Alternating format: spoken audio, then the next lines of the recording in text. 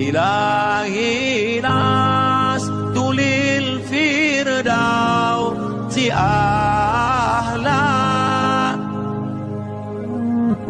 Aminnya imam, maka ghufirallahu ma taqaddama min dzambihi wa ma ta'akhkhar. Akan diampuni semua dosa yang lalu dan semua dosa yang akan datang.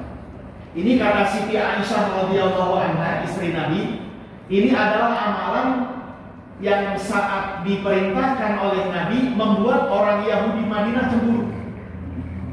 Jadi orang-orang Yahudi yang berdomisili di Madinah saat itu, ketika Nabi menyampaikan tentang besarnya pahala bagi setiap orang yang mengerjakan sholat, lalu aminnya makmum berbarengan dengan aminnya imam, itu diampuni dosa yang lalu dan dosa yang akan datang. Itu kan kerjaan enteng. Kerjaan apa? Enteng. Tapi dengan kerjaan yang enteng ini Allah ampuni dosa yang lalu dan dosa yang akan datang. Di mana orang Yahudi nggak ngiri, ya? Bagaimana orang-orang Yahudi saat itu nggak cemburu melihat dan menyaksikan luasnya rahmat Allah yang diberikan kepada umat Nabi kita Muhammad SAW. Nah, jadi kata Siti Aisyah, ini merupakan satu amalan yang membuat orang-orang Yahudi ngiri terhadap umat Nabi kita. Karena amalannya ringan, tapi menghapus dosa di masa lalu dan dosa di masa yang akan datang. Nah kalau tiap sholat begitu, waduh lumayan kan ya. Terkadang anak-anak sih ya, imam belum habis, sholat udah amin duluan. Anak-anak. Nah kita yang sudah ngerti, nunggu dah bareng. Waladhdallin, diam sejenak, nunggu imam nafas, baru amin bareng-bareng. Jadi imamnya mengucap amin, makmumnya pun berbarengan mengucap amin bersama. Dan ini termasuk amaliyah mukaffiratul dzunub yang dapat menghapus dosa di masa lalu dan dosa yang akan datang. Juga wa ayatin ba'daha, disunnahkan pula untuk wakaf di setiap ujung ayat dari surah setelah Fatihah. Nah sunnahnya begitu. Jadi bukan Fatihah hanya sunnah untuk berhenti di setiap ujung ayat. Pembacaan surah pun begitu sama. Sunnah. Qul huwallahu ahad, berhenti. Allahus samad, berhenti gitu. Ya walaupun boleh aja Qul huwallahu ahadunillahus samad dalam ya boleh. Cuman makruh. Tidak membatalkan sholat, enggak, cuman makruh. Karena pada saat Nabi kita menerima ayat Al-Quran dari Malaikat Jibril ngebacain kepada Nabi berhenti di setiap ayat. Nah, karena contohnya seperti itu, Nabi pun nyontohin kepada para sahabat dengan bacaan seperti itu. Jadi ittiba, yang mengikuti Nabi. Ya kan, qul in kuntum tuhibbunallah fattabi'uni yuhibbukumullah.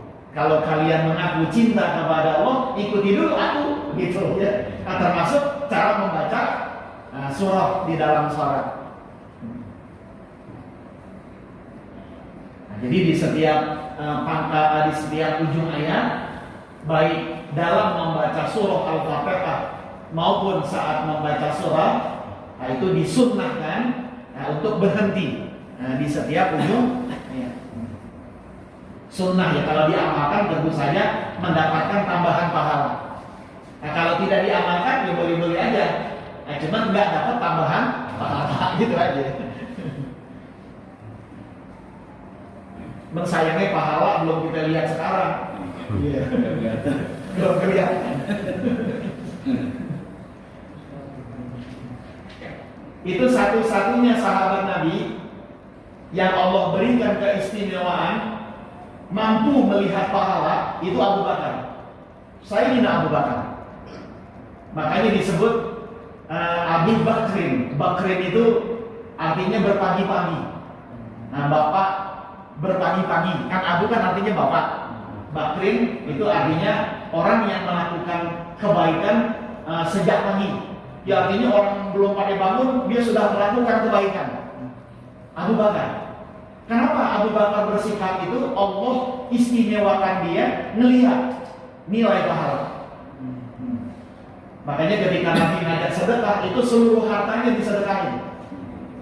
Untukmu mana ya Abu Bakar? Untukku hanya Allah dan Rasulnya. Kenapa? Karena Abu Bakar udah ngelihat pahala.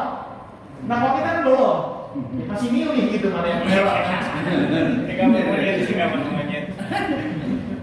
Nah, kalau cabut merah, astagfirullah merah.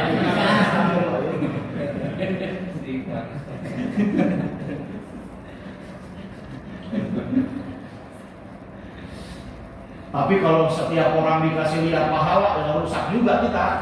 Iya. Nggak bisa beli motor kita kan. Sedekah tuh. Terus digain.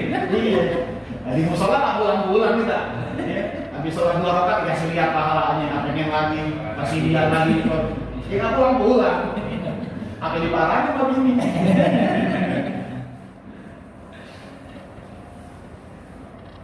Ya begitu. Jadi ini juga menjadi rahmat buat kehidupan hamba-hamba Allah yang beriman. Memang sengaja nilai-nilai akhirat tidak diperlihatkan di dunia, biar kehidupan kita ini jadi normal. Sebab kalau diperlihatkan, kehidupan kita jadi nggak normal jadinya. Ya? Jadi nggak normal, nggak tidur. Ini nggak dipegang-pegang. Ini kayak di musola. Anak dari entah. Dipalanin. Ya begitulah. Jadi memang sengaja dibuat sedemikian rupa oleh Allah, hanya orang-orang tertentu saja. Ya orang-orang tertentu saja yang diberikan keistimewaan oleh Allah, nah seperti itu. Nah, jadi tidak semuanya. Nah, di antaranya adalah Sayyidina Abu Bakar As-Siddiq. Walaupun ada juga yang mengartikan Bakar itu perawan. Karena satu-satunya istri Nabi yang perawan kan Aisyah. Abu Bakrin artinya bapak si perawan. Ada yang menerjemahkan seperti itu. Wa fil awwalaini li ghairi ma'mumin sami'an. Dan juga sunnah membaca ayat atau membaca surah di 2 rakaat yang pertama. Li ghairi ma'mumin sami'an. Kecuali bagi makmum yang mendengar bacaan imamnya. Kalau si makmum mendengar bacaan imamnya, cukup makmum ngedengerin aja gitu ya. Cukup makmum ngedengerin aja. Nah, ya misalnya nih, imam selesai baca Fatihah. Nah, kemudian kita kan setelah amin lanjut membaca apa? Fatihah. Kebetulan bacaan surahnya imam ini agak panjang. Bacaan Fatihah kita sudah selesai, cuman imam belum. Nah, karena kita ngedenger, nah kita nggak boleh ngebaca bacaan surah lain, disebabkan karena kita dengar bacaan imam. Jadi kesunahan tetap membaca ayat atau membaca surah bagi makmum ini kalau makmum nggak dengar bacaan imam gitu. Ya mungkin masjidnya agak luas dan speakernya lagi rusak mati, imamnya juga suaranya pelan. Mungkin hanya terdengar di 1-2 saf saja, sedangkan saf yang ke-7 ke-8 kan nggak kedengeran tuh di belakang.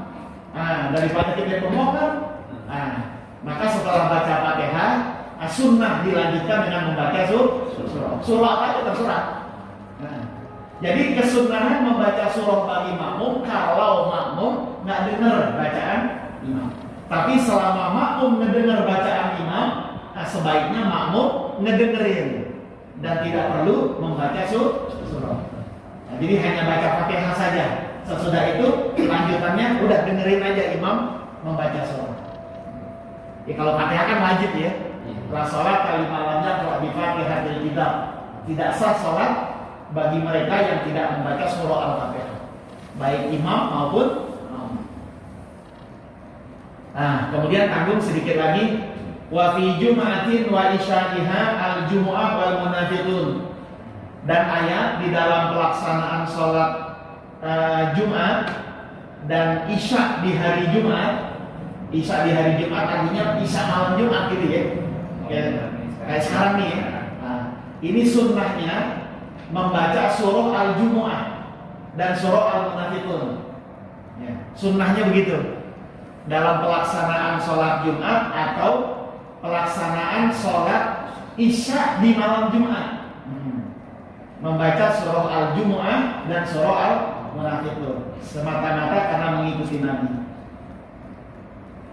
Nah, sunnahnya, tapi kalau enggak ya nggak apa-apa, bebas-bebas aja. Nah, ini kan hanya sunnah aja. Al-Sabbihisma rabbikal a'la dan hal ataka hadithul ghasiyah. Nah, dalam salat Jumat ya. Jadi kesunahan dalam membaca surah dalam salat Jumat rakaat pertama adalah Sabbihisma rabbikal a'la. Dan rakaat kedua hal ataka hadithul ghasiyah. Itu sunnahnya seperti itu. Karena warid dari Nabi nyontohin seperti itu. Wa subhiha, sedangkan subuhnya, subuh Jumat maksudnya. Kalau tadi kan Isya. Nah, subuh Jumatnya Alif Lam Mim Tanzil, surah As-Sajdah. Wa hal ata alal insan, surah Ad-Dahr. Nah, ini kalau yang begadang pokoknya goyang aja nih. Kan main orang bacaan ini. Apalagi yang mau ke pasar, lama nih mau bacaan. Nah, makanya ini nggak wajib, hanya sunnah aja lah. Jadi dilihat kondisi makmum dan jamaah, ya kira-kira mau nggak bacaannya diperpanjang atau enggak. Nah, kalau enggak ya udah yang biasa aja. Ini hanya sunnah saja. Wa maghribuha, sedangkan maghribnya al-kafirun wal ikhlas. Udah maghrib mah nggak usah panjang-panjang maghrib ya. Kuliah dulu banyak anak-anak. Ya, maghrib. Nah, kuliah dulu dah cukup itu. Nah, itu yang warid dari Nabi. Wa takbirun fi kulli khafdin wa raf'in la min ruku'in. Dan disunnahkan untuk mengucap takbir Allahu Akbar di setiap turun dan naiknya perpindahan rakaat. Mau ruku Allahu Akbar. Mau sujud, Allahu Akbar. Bangun dari sujud terus berdiri gitu. Semuanya membaca takbir. Illa kecuali min ruku'in, ketika bangun dari ruku. Bacanya apa? Sami Allahu liman hamidah. Nah, jadi cuma itu aja tuh yang beda. Ya, cuma itu aja yang beda. Kalau yang lainnya setiap perpindahan rukun disunnahkan untuk bertakbir. Allahu Akbar. Wa nadahu, dan sunnah dipanjangin. Allahu Akbar gitu sunnahnya. Nah, jadi lempengan lafzul jalalah Allah itu sunnah untuk dipanjangin bacaannya. Allahu Akbar. Tujuannya adalah biar kita bisa membarengi niat. Ya kan niat dibarengin kan?